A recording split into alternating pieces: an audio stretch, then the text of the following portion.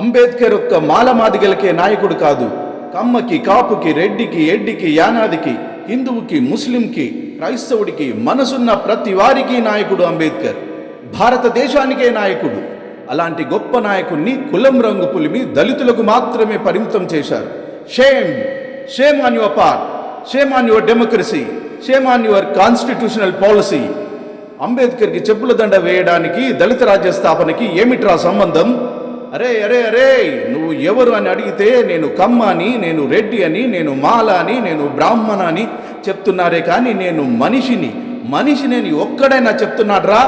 చెప్పొద్దురా. Cost ఫీలింగ్తో కొట్టుకుని చావండి.